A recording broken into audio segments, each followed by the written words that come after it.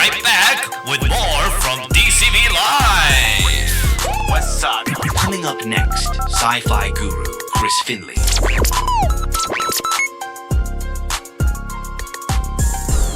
Hey, welcome back, y'all. Do you remember the first time you've ever read a sci-fi book or a non-fiction book where your main objective is to find the cringiest, creepiest, or the crazy parts that you never thought would actually be written on the book, but then you realize that it would actually happen in real life? That shows that anyone can be easily exposed or sucked into any subject of their interest and becomes part of our human society and culture, which is all that it captivates under an emerging area of study, humanities. How do we preserve and carry on cultures, traditions, and rituals carried on by past civilizations, governments, and societies that lived before us? How do we make sure AI doesn't erase all of that? How do we make sure that humans can't get too carried on with sci-fi or CGI or anything that seems unreal but will soon become real if you believe too much in it? What's in it for Gen Z who wants to get exposed really bad to the world of humanities? And how can we do our very best to preserve what we have and envision a new future that basically doesn't risk any of our lives? And what can the latest research trends on humanities tell us about the future of Homo sapiens? Of us, literally. As creepy as it sounds, we have a very special guest who can shed us light into whatever the heck is going on with our planet that we inherited. He stars in UC Merced's distinguished journal, the Vernal Pool. He's the managing editor outreach at the undergrad research journal here at UC Merced, and is the host of a new show, Insert Research Here, now on YouTube. Please welcome Chris Finley.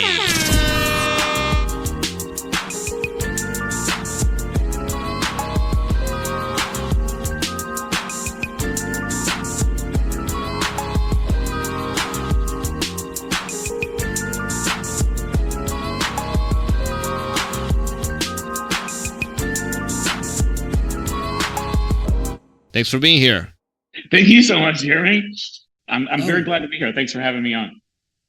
It's been far too long that research needed the spotlight it desperately deserves. Because for many years now, UC Merced has been mostly known as one of the UCs that has a huge collection of research in any other institution. I was just wondering from your end, like based on your college experience, what can you tell us about your experience with the research and how has that shaped your view of the things that you interact with in your life? All right, yeah. Specifically, I came to UC Merced because of the research that is being done and the possibilities with Merced being the newest UC, that the much smaller class sizes and the accessibility to professors, especially to get on and be a part of what research they're doing, or what I did, which was make essentially my own project along with my professor, that would be Susan Varnett, to really get in and wonder how do people jump into academic, like even outside of the journal that I'm part of, the URJ. Like, how is that done? What shapes does that form? And it's really been eye-opening, and it continually takes a new form, not every day, but every new month with the people that I talk to really like that research isn't just one thing. It's a lot of different things to a lot of different people, to a lot of different cultures, that really needs to be thought about, that it's not a very strict one set or one size fits all. And I know you've already covered this, but how has research, shaped your views of the world? And has your perception towards research changed throughout your life, like before and during college? Yeah, before, when I was younger, like I didn't even really think about like what research even was, or even the possibilities past like a 4-year degree of like graduate school, of like what is actually done. So just being here, and like I said, I actually came here for the research, but I didn't really have a full concept of what that meant. And it's really just doing the projects that you'll see, and the people that you talk to really, they shape you. So the people that I interact with shape me more than like what I do shapes anything else. And there's a lot of innuendos, going on with how research is being presented towards the audience. Because for one thing, the first thing that college students in general really take away from research when we're being exposed to it for the first time, they often think that this is the easiest gig that they have ever done in their lives. But when they actually get exposed to the field much deeper for quite a long time, they now realize that it does take a lot of, say, mental maintenance. Make sure that the records are straight, the message that we're trying to communicate towards our audience, depending on who it is accurate and profound. But just walking over through the your experience overall in the undergrad research journal. You're a third year undergrad student with an English major. Throughout your time being as a managing editor outreach, what were some of the research papers in general that you have ran across to, and what stood out to you in terms of what you've always wanted to know about? Oh, I'm always looking out for new perspectives, especially when it comes to my personal background in English. So any humanities or the arts. There's a few papers that are outside of my area that I'm always interested in. Like even like STEM papers. There was one about like a sensory deprivation tank, and it was more about like how we could include that as like therapy. It's always eye-opening to think about. But the best one ever was one that I worked closely with, which was a queer analysis of the film Everything Everywhere at Once. And just like you mentioned before briefly about being exposed to research and the whole process, at the URJ, it is a long thing of going through peer review back and forth, and you really do get to see like how the paper comes, and then we edit it, and you really get to see how it shapes and becomes not something new, but becomes more honed and better conveys what the author wants to get across. And also I get to see the whole thing happening. So that's what I really enjoy, looking at all those papers and reading them and going through the whole process. Was there one in particular that really struck you? Just like the paper within the humanities about the queer analysis of the film, to me and to the humanities, queer studies and feminism and all of that took off in the 80s, but I think it's now more relevant than anything else, especially a film like that to me, that is cutting edge, because everything that was within that film was outside of it was completely or almost all non-white. So yeah, the queer studies started like in the late 20th century, but it's really coming into actual fruition now. And really, to me, that's the bleeding edge and really game-changing research that I came across. You're also the managing editor at Vernal. Within that same realm of the concept of research itself, did you find anything surprising when you first got involved with Vernal Pools? Like, what were your first impressions when you started working for them? I learned very quickly, as somebody before, as an outsider that only like submitted their work and had it published, you don't see anything within the room of how decisions get made. But there's a lot of care because it's not in depth as research in terms of trying to really get everything out there like correct. We're trying to envision what the author is trying to express, whether that be in poetry or a story or dance or anything else. There's a lot of care to how we actually critique those pieces and what we accept or not. And so far, it has been a multi-week process where we're not just accepting or rejecting something right away. We're giving a lot of care to everything that we're coming across. And that was eye-opening to me, because I thought it was just a very simple process that they just voted, and then that was it. What do you think are the expectations of research in today's times, and how does that compare or contrast with the expectations of and the perception of research back in the old times? There is still very much that we are still back in the old times, that research is still very academic, that you have to cite this way and that way, and it has to be this and that. And there is, that rings true for a lot of it. A lot of what I'm trying to do is bring a light to the actual process of how that's done, because there is, like, you see it and you can read academic articles, of course, from any journal, but how did we get there? And is there an open road to maybe changing a few things about the process? That's really what I'm trying to get at. Now, your new show, Insert Research Here. Yes. One of the guests that you had on the show, majority of the audience has seen, is Evelyn. For those who don't know about, what Insert Research Here is about, like, walk us through what is it that your show is trying to accomplish, and what were your main takeaways based on one of the guests that you had earlier, like Evelyn? Yeah, with Evelyn, she was the past editor-in-chief of the URJ. She's also the current editor-in-chief of the URJ. But it was a lot about, like, her takes on what actually research is, because she works in the writing center, and it was really great to hear her experience of trying to go through, like, how research gets made, and there's a lot of things that need to be unlearned when it comes to research, and especially getting help with it, and that it isn't just one thing that fits into a box.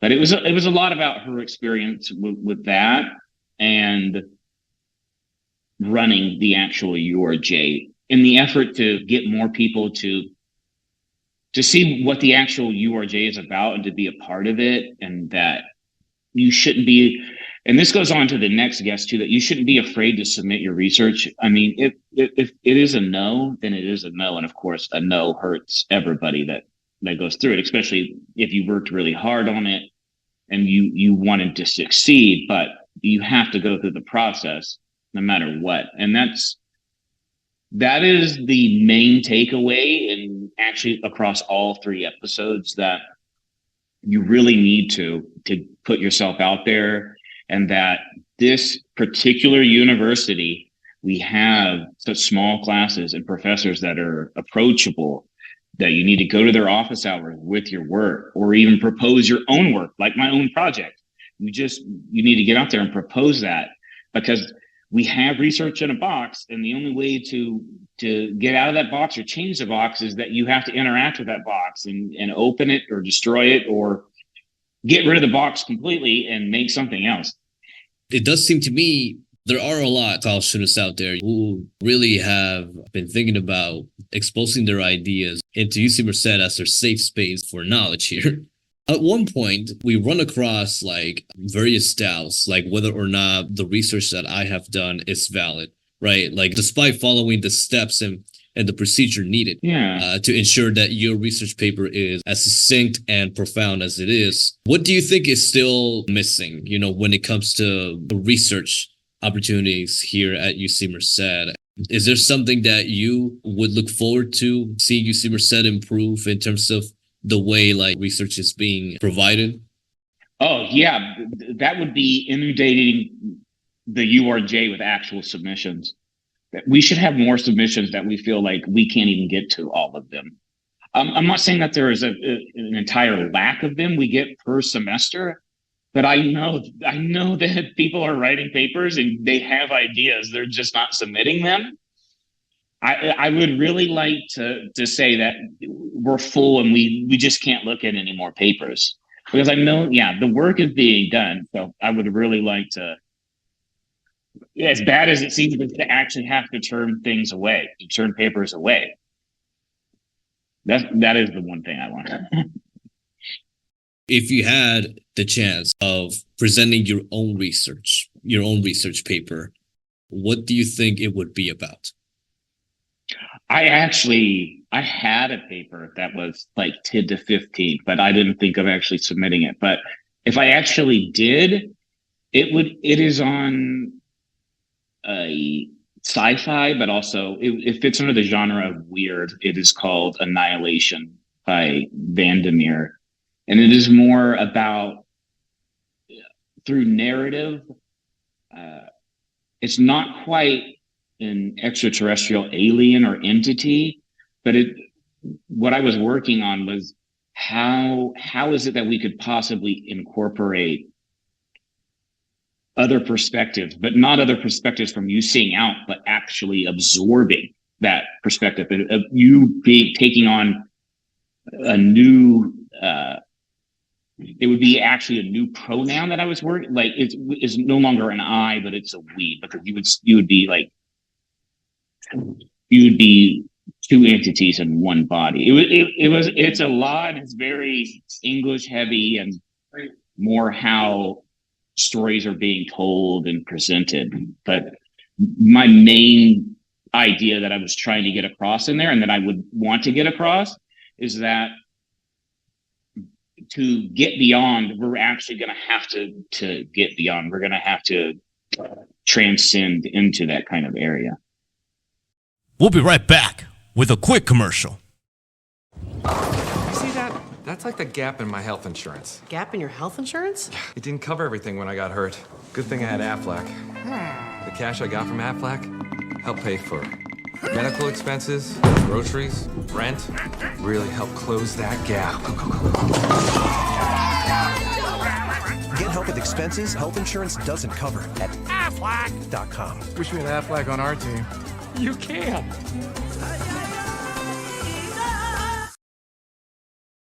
Has the metaverse got it right when it comes to implementing sci-fi into their own universe?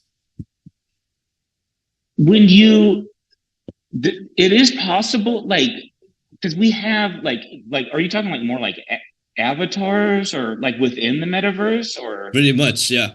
There is, because if you're moving beyond either the male, non-binary, or female, and into like you're trying to represent yourself as something else other than those strict different things that we have. In a way, you are, because you're no longer limiting yourself to whatever performative gender that you're trying to put out here that in the real world, as opposed to the metaverse where you can project any identity that you would like. So I think in that respect, they definitely get that right. How far do you think sci-fi will go in terms of how fast technology is constantly improving, not only with this new prototypes, but also algorithms that can allow us to dive deeper into some of the fields that we've never dug before? Like, for example, with AI, now underway. We can officially say that it's underway because like it has already hit various markets. Not a lot of people have been expecting this. We kind of saw that coming, especially us for young people, who are about to get exposed to the job market and see these and see AI kind of transform our understanding of the world here. But in terms of sci-fi, what has surprised you about how AI actually approaches that realm itself? I haven't read too much in terms of actual like fiction. I'm aware of some books that try to tackle AI a little bit, but it's more in my interest of trash and garbage. I am aware that using AI on their servers takes a lot of resources in terms of water cooling. My concern is that we have that and it's taken off, but at what cost? And that's why like sci-fi tries to extrapolate into the future, but at the same time it doesn't, because it's always just a reflection of who we are right now, and we're just trying to see what is different. And my main concern with AI is how much actual resources are being used or trash that is being created, because at one point we will just be nothing but trash, if it keeps going. I don't have, yeah, we will just, yeah, we will just keep going to the point of just because that's what we are right now is we're always in the what is new today and tomorrow and keep going. It might be better to just take a beat, take a breath, and not to completely dismiss AI, but to really let's see where it's go. Let's just take a breath with it right now with what it is, and not just keep trying to. How can we keep pushing beyond and beyond? Let's see what we can do, for a couple of decades with just this. Now, for those out there who I guess are very brand new to sci-fi, what are some of the ways that sci-fi can be implemented and the things that we interact with, and especially in our daily lives? Oh, a big one, and that actually intersects with research is more like eco-criticism. A lot of what sci-fi deals with were like Dune with a planet that is completely sand with a lack of water. Not just there is the future technology there, but you really get to see and you really get to think about how those people in those stories interact and how might we should act here on this planet. Like, even if you're new to sci-fi, a lot of it is just, it really is a mirror to what we are now. So even if you're not familiar, you just look at that and you look back at here and you go, okay, that didn't really work there.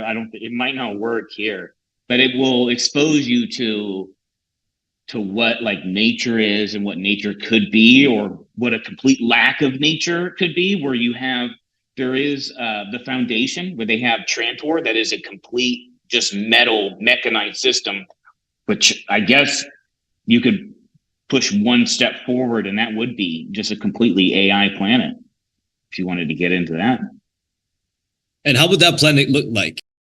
Oh, well, that is by Asimov, and he describes it pretty lengthy. That planet it is completely covered, so everybody lives down below like metal, and they dug down to like the core of the planet, just disregarding the pressure, and you'd be crushed to death. But you just don't see the sky. The people that live on that planet, they never see the sky, or they only saw it as a child. And that you completely lose touch with nature and what the world used to be. So if there's one takeaway from that, if you have a completely metal and AI city, you lose that flesh on flesh or human to human contact of what nature really is. Right, because we extract more resources for not only our personal gain, I guess, to level off with society's needs in general, but we extrapolate all these materials and resources, to keep economies going, to keep the engines going, or to keep the military industrial complex going, on full stop. Oftentimes, the one thing that we miss out from research, even when just talking about the need for more research on space exploration and seeking life elsewhere, have we reached to a point where there's just an immense amount of worlds to explore without actually thinking about where we are right now?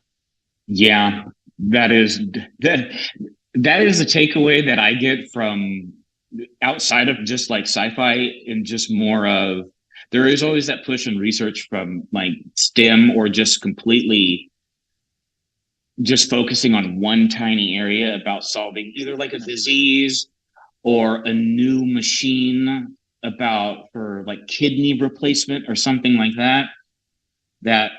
That's why I'm always a component, and of course a big believer in humanities, is that when you take like writing classes or English classes or something completely outside of your area of focus, you will most definitely start to think in a different way, and you'll get that kind of perspective that I don't think that we've completely exhausted possible things to talk about. But I do believe that there needs to, as always, there needs to be a return to, as you were talking about, like space exploration, that a lot of what I focus is on, that we need to focus on the Earth first before expanding out.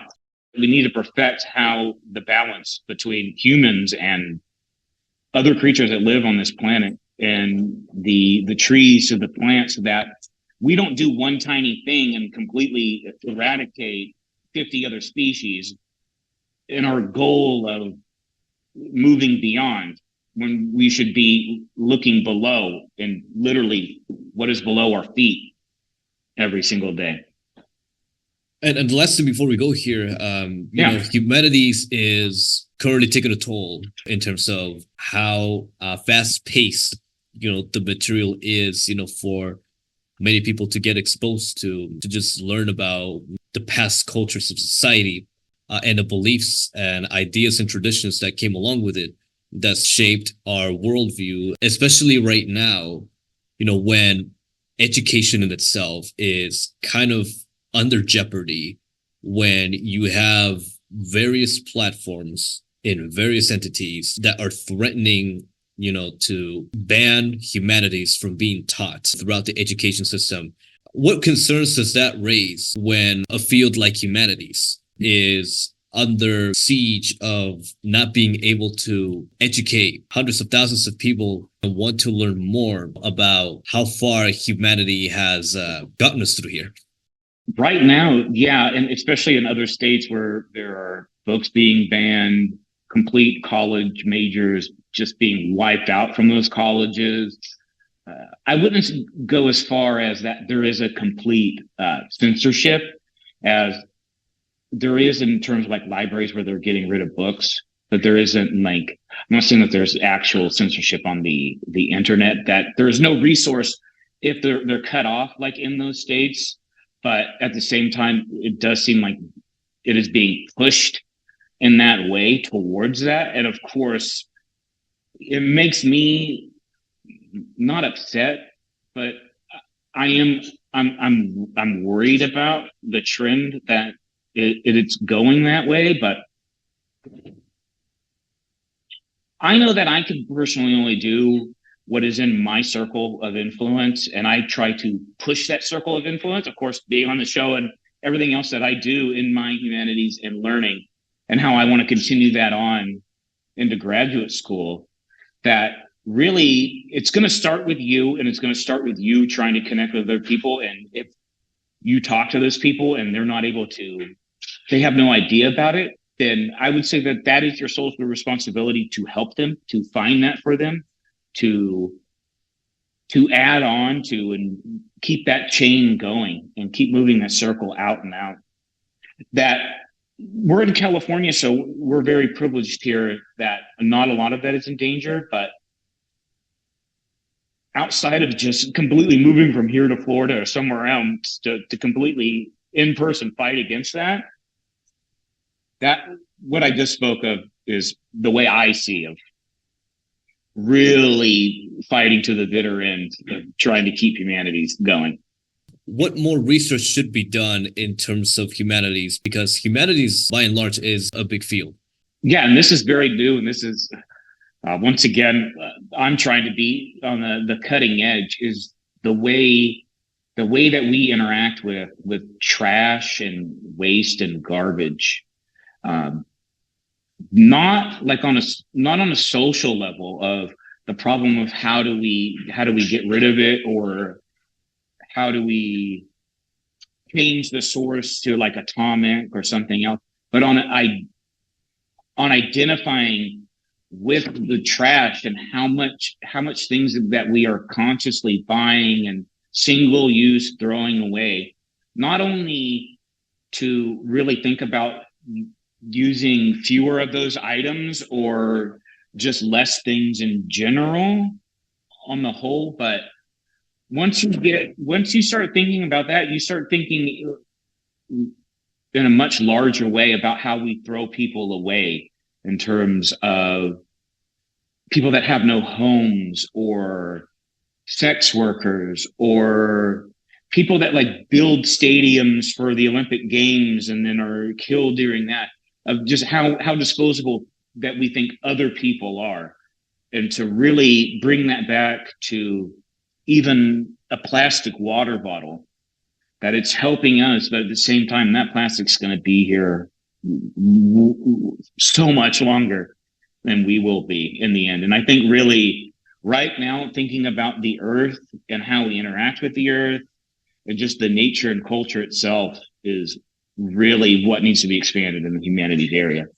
And very quickly, your take on the adjusted doomsday clock. We are now officially 90 seconds to midnight. How accurate or inaccurate, I guess, does that fit into, humanities? I would assume that that is being used as a source, probably to dive deeper into other ways to explore how close we are to, I guess, the end of humanity in general. And could this be the end of humanity itself? It very well could be, as however long we've been on this planet compared to the brontosaurus or the T-Rex, who lived for millions of years. The trash alone, they didn't create any trash except for their own waste that came from their bodies. But to use the actual doomsday clock, not so much, but in the humanities, and especially within sci-fi, there's always the apocalypse trope that is used. And I can't remember the exact person who quotes that. It has to do with capitalism, and the only way that we can envision the end of that is through the end of the world. But we also have visions of utopias and dystopias. But a lot of our stuff is just we can't envision a way out of this, and we envision the end of humans themselves. And that's where a lot of humanities, we get those, and I guess it does help, and it helps me try to find a way out. But any research within we're 90 seconds to midnight, and that'll be the end of us. There's always the hope that humanity in that last minute will come up with some new technology to save us, just in the nick of time. But really, I think we have the tools already here. We just need to slow down. And that would be me grabbing the clock and just completely stopping time. I think that's a good way to end that question. It's just we all have our own personalized clocks, and we can adjust times whatever we want. We can sleep early, we can sleep late, That's probably how we pass through midterms. And then last thing, several films have captivated the art of humanities. Like, for example, Oppenheimer. I was wondering if there was any elements of humanities that you have noticed in films that you have seen, like Oppenheimer or in any other films. Like, have you seen elements of humanity being spot on? Now, that's a difficult question for me to... One in particular, yeah, I can go with, of course, we're going to go right back to sci-fi. And it's that would be Arrival from 2016 or 2015. And that's where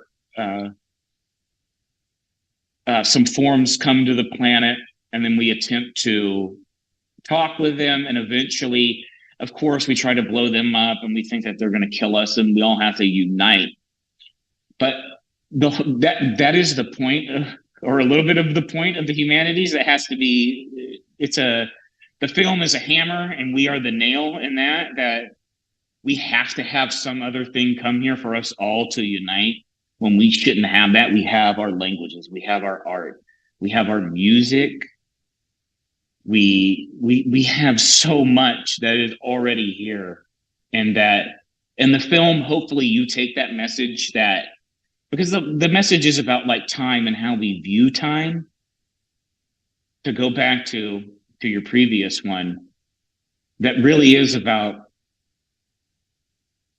in the film, really connecting to what is human, even though we have non-human entities trying to teach us that message. That I say it's a bad thing that we have to have those creatures, but it's a very good representation of humanity in a film. Even though some people try to blow up, there are people that show the best of us. They show the best of what humanity could be. And that is Chris Finley. He is the managing editor outreach at the Undergrad Research Journal, and he's the host of his brand new show, Insert Research Here. Chris, thanks for being here. Thank you so much.